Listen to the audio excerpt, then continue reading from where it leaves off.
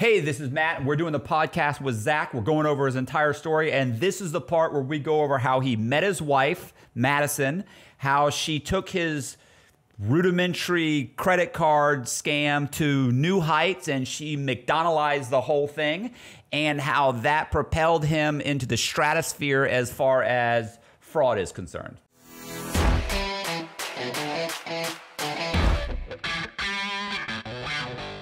So after multiple arrests, I moved. Well, after that arrest, I bonded out. Or not bonded out. I got out of my 6 months, lost everything, moved back to Florida to live with my mom in Sarasota. Right. So when I did that, you know, I kind of got odd jobs. I got through temporary agencies. One of them was working for the cable company, the local cable company, where I was able to pick up more credit card numbers and more people's profiles.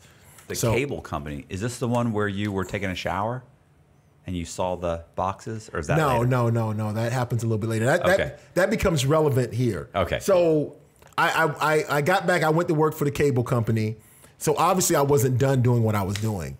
So I still had some information, but when I went to the cable company, I was able to get access to more people's information when I was living in Sarasota. So I began doing credit card fraud. What I always tell people is credit card fraud always has been. Matt, what are you doing? You think I can tell you? I'm just saying you can see where it's focusing on, because the square is on this. The square is right here. No, the square is on your head. Yes, on your head. Only because I took it off of him. Anyway, can you see it on the screen?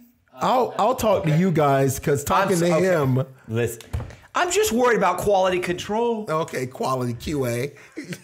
Come on, go ahead. What are you doing? What are you taking so long for?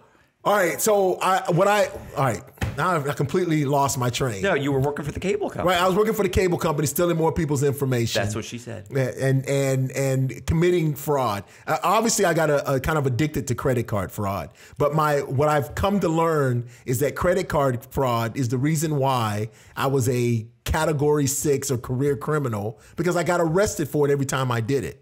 Right. Every time I did any minor credit card fraud, just to order and have extra stuff, I ended up going to jail. It's just one of my downfalls of life. Thank you to Aura for sponsoring this video. Think about all your online accounts, finances, and devices. What are you doing to protect them? Because if you're like most people, you're probably reusing the same password over and over again, and one single data breach could put all your accounts at risk. Every 10 seconds, someone becomes a victim of fraud or identity theft, and a lot of these people never recover their stolen money. You'll get alerted about fraud and threats really fast. Like if one of your online accounts is compromised and someone gets your password and tries to open up a bank account in your name, you'll be notified right away. Aura's apps will also protect your devices from malware and encrypt your Wi-Fi connection so you can shop, bank, and stream online privately. With an easy online dashboard and alerts sent straight to your phone, Aura keeps you in control and guides you through solving any issues that may occur. All plans come with $1 million in identity theft insurance to help you recover your stolen funds. There's an experienced US-based customer support team that's got your back. So if you want to secure your online presence from hackers, scammers, and noisy advertising companies, go to aura.com/Matt. That is AURA.com/MATT and use the link in the description for 40% off every plan. So I moved back with my mom. I had finally got my own place. I had put my life together enough, but I had stole probably $10,000, $15,000. Until you do understand it's not every time. What do you mean? No, it's not every time. Okay. I'm just saying that's an exaggeration. Yeah, Let's face it. Right. Yeah, absolutely right. I stole, 150 IDs and used multiple cards thousands of times, and you get caught once, and you say every time I do that. Yeah. All right. So I ended up going to jail for multiple credit card fraud. Anyway, I moved back with my mom. I started over. I went to jail. Did another 6 months. Well, for what? Another credit card fraud? Yeah, just credit card fraud. You know. When I went to jail, I got out. Then my mom moved me to Tampa. So I moved to Tampa to live with my aunt. All this is relevant because these are my arrests in Florida. There's stories behind them, but I don't want to get into each one. All right, so once I got out of jail in Sarasota, I went to Hillsborough County. In Hillsborough County, I lived with my aunt, and I got a job at an electric supply company, which is a company that provides supplies for all electricians, mostly in the Tampa area. It was paying about $7.50 per hour. So I had a girlfriend when I went in. She abandoned me while I was doing my 7 or 8 months in Sarasota County. When I got out, I wanted another girlfriend, you know. Of course. Whet my appetite. So I think I hooked up with one of these dating. At the time, it wasn't sites; they were phones, like live links where you call. Right. Okay. This is where I had the honor of meeting the wife that went with me. So I'd call. Okay, are we saying her name? You should call her right now and ask if we can say her name. Let's call her right now. You have her number? No, of course I don't. But well, I'm not going to say it. Let's hold on. I'm going to have you. You want to punch in the number, or do you not know the number? I not know the number. It's on my other phone. You want to grab my other phone? All right. All right. Bye. Jeez. Ooh. Woo. So you met this chick Madison. On whatever live links. So whatever it was, a phone call. So she. Was it live links? It was live links. Yes. Like, see, they don't know. The millennials, like the young, they don't. Oh well, know it was a dating service before there was internet. Well, before internet dating service and apps, I met her on where you'd call this number and you get to talk to single ladies. And the single lady, you leave a recording, and a lady would leave you a recording. Using ladies is a little bit loose. I loosely leave the term. So her and I hooked up, and we're talking on the phone. And needless to say, anyway, what had happened was I was living with my aunt. Right. So I just got out of jail. I was supposed to have lost everything. Unfortunately for me, I still had the capability of getting rental cars, just because even you didn't go over the rental car thing. Well, as I told you before, the rental car thing kind of predates. No, I didn't. Right. So basically, you were by this point you were able to rent. By this point, you were able to rent rental. You had figured out how to rent rental cars without paying any money, without paying for them, and then actually. Then you would have drug dealers give you like $1,000, and you would. Well, rent them a that was car. always a kind of a side hustle. I always thought of that as my come up. Right. Like if I need $1,000, I could rent. I'll give you a rental car for 30 days. Give me $400. Right. So I do that like twice or 3 times, and now I got $1,000. Okay. You know, and I was able to do that. All that came when all that developed when I was traveling and going where I was going and renting a car. When I started using the executive services like the pay, well, you don't have to pay, you just land and the car is waiting. Right. Right. Well, just setting up for that made me realize that when I call and gave my card number, I didn't actually have to give my card number. Right. You know, I'm like, I could actually give someone else's card number, or like I would get there and they would say, hey, your card declined. And I'm like, I don't have another card on me. So I would actually leave and go into a booklet I had with card numbers and get on the phone and change the number. Right. And then go back and pick up the rental car. Oh, it works now. You know, so like discovering that system led me to know that, hey, I can manipulate the hell out of this. Right. So I had started doing that. So at the time I had just got out of jail. I'm living with my aunt. I'm not supposed to have any money. I meet this girl on the phone named Madison, and she invites me to come over.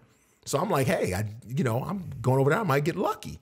Right. Unfortunately, I didn't get lucky the first day, but some want to hold out. Some they want you to think they're a nice girl. Like I said, stop. I know it's a game. All right. Anyway, so what happened was I wanted to go see her. She lived in St. Petersburg. I'm in Tampa. So I wanted to go see her, and I didn't have a transportation. So what I did was I used my ability and how I store card numbers. It's amazing because a lot of times what the police don't realize is like if I was a bank robber or I was a robber and my tool to rob was a gun, obviously when I get a gun, I can rob. Right. Well, unfortunately, my tool to rob was information. So what was always bizarre is whenever I got out of jail, I could go over to the clerk's office and just ask for the evidence in my case. And they go, oh, yeah, here you go.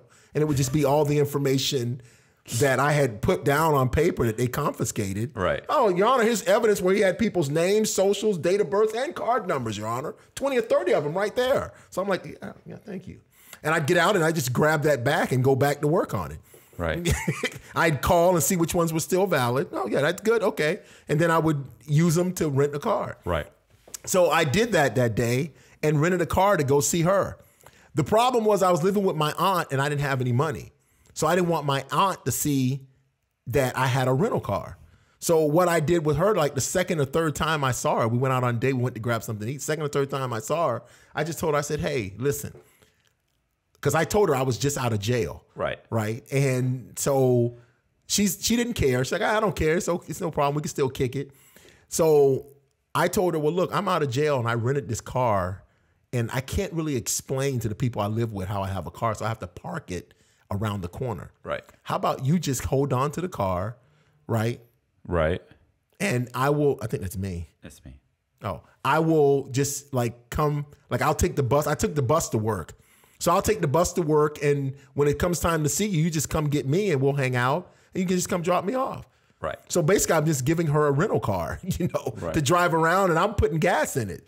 So like she later told me that that's how like I reeled her in because she's kind of like, this guy just gave me a 2005, this was 2004, 2003. Right. Rental car. Like he doesn't even know me. Yeah. And now I'm driving around in the friggin' up-to-date brand new car with a booming system.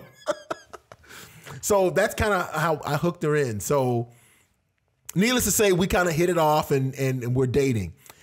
At the time, I'm on house arrest because obviously I've got charges in Sarasota. They let me out on house arrest. So I'm supposed to be staying at my aunt's house.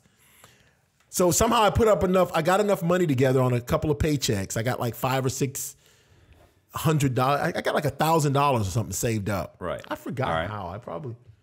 Anyway, I had that money saved up, so I want to get my own place. So she takes me around in my rental car and helps me find my first place. So obviously it's a place that her and I are going to hang out. So we find my first place. I buy a little bit of furniture and move in and living there. So now that I'm there, she doesn't have to drive all the way to St. Pete home and back. So we're together a lot. Right. All right. So obviously I'm still doing crimes. Doing what I do. Doing what I do to make money.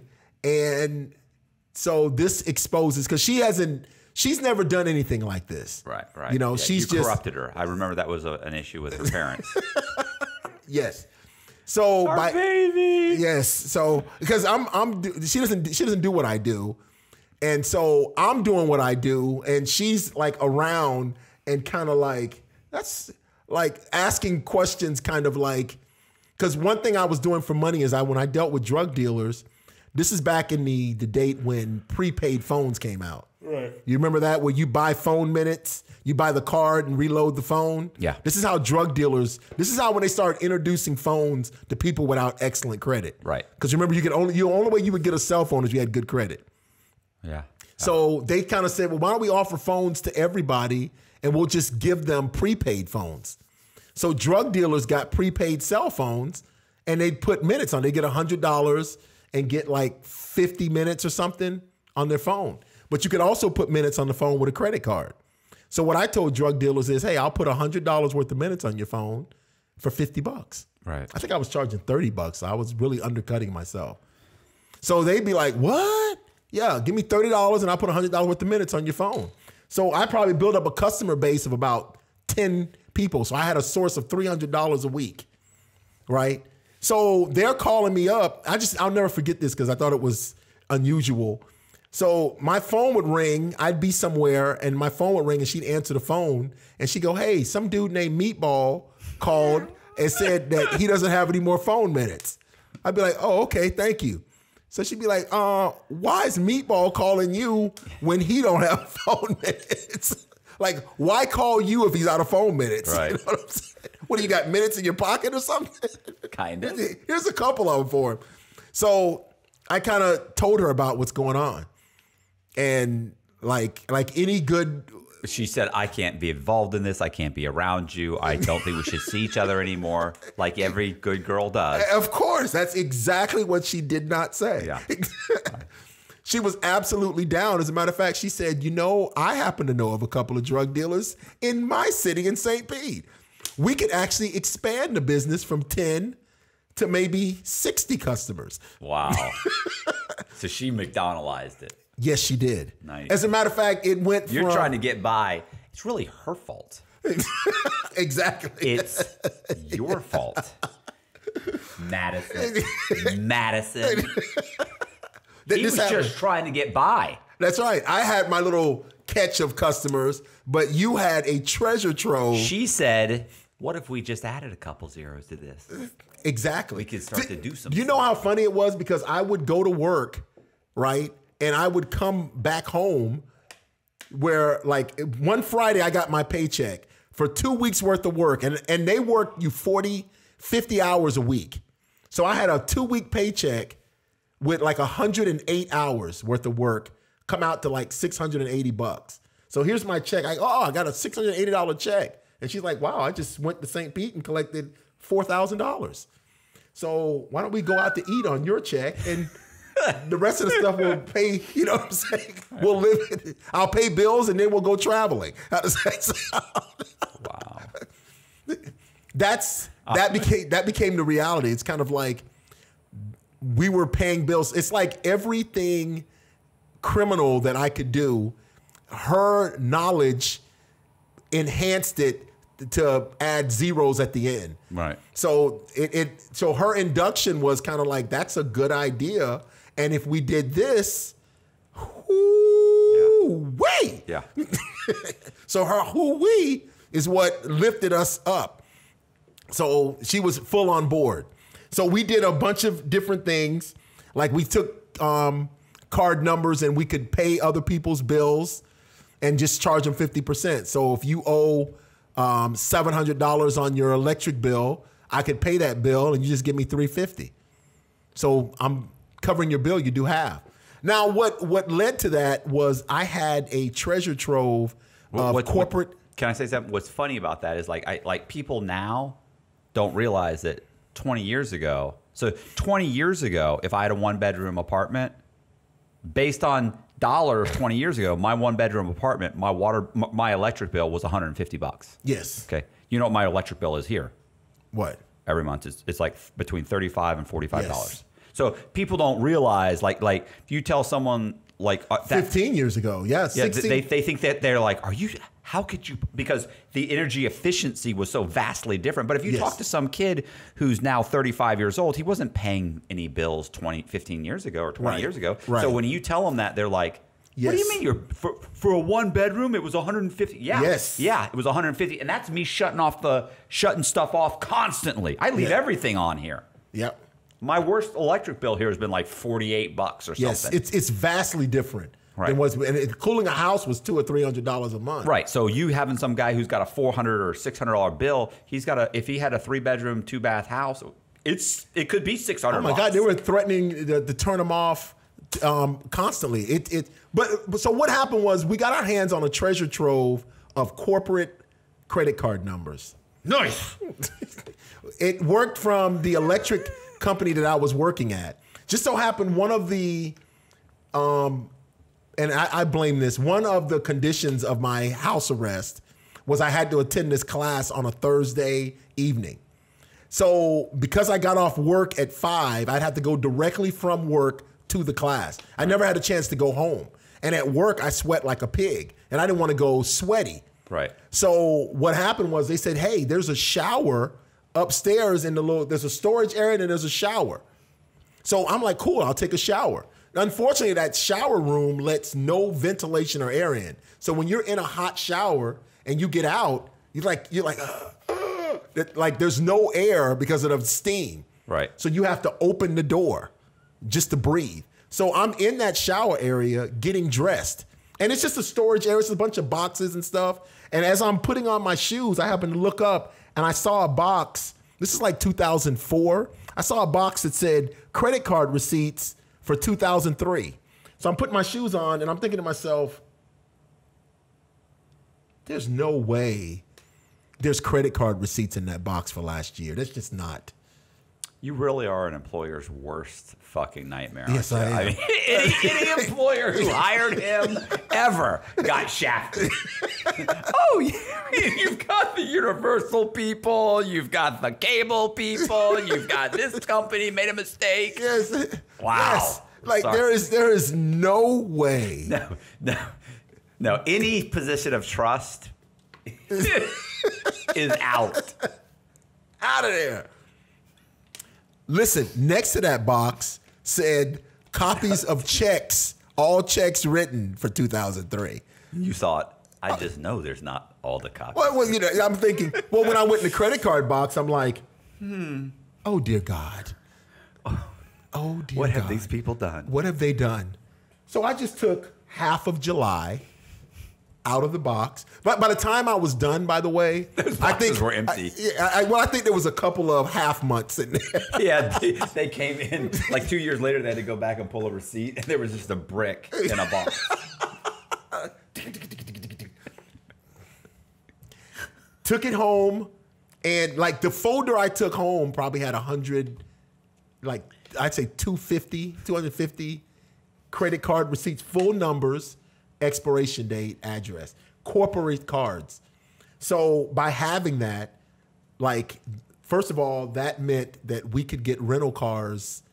And what is the term? Ad infinitum? What's the term for forever? For infant. Infinitely, but they go there's another word for it. I'll think of it. Someone will say it in the comments. Yes. like rental cars now, like we would exchange a rental car because it was out of gas. We're like, hey, we don't like this car. Can we bring it in and exchange it? We'd have a rental car. Listen. Why not pay for fucking gas? Why? When you can just get a brand new ride. With a full tank of gas. With a full tank of gas. Unbelievable. Listen, one time we had a rental car for 6 weeks, and we turned it in, and when the guy, you know when you turn in a rental car, they print the receipt right there? Right. The guy printed the receipt and go, here's your receipt, sir. And the receipt was like $8,750. He's like, oh my God. He goes, this has got to be a mistake. I said, just give me the receipt, man. Thank you. Give a fuck what that says. Corporate cards. So I went to paying a lot of people's bills with corporate cards, getting half of the money. Needless to say, between Madison and I, she had a bank account. She had about 90 grand in her account from just paying bills of people in St. Pete. I mean, that phone call she made to Loveline or Hotline or whatever it was called, that was a good investment. That was a life-changing. Yeah. But you know, women, I had to pay like $7 on somebody else's card to get in there. She got in for free. It's unfair. It's unfair, but that's what happened. It's a double standard. It's a double standard. That's what happened. Hey, listen, this is one part of a seven-part series that we're doing on Zach and Zach's story. It's probably going to be around 3 hours long. So if you're not subscribed, you want to make sure you get all the notifications and check out the whole story. Do me a favor, subscribe, hit the notification button, and share the video, leave a comment, do the whole thing because it's a great story. And check this out.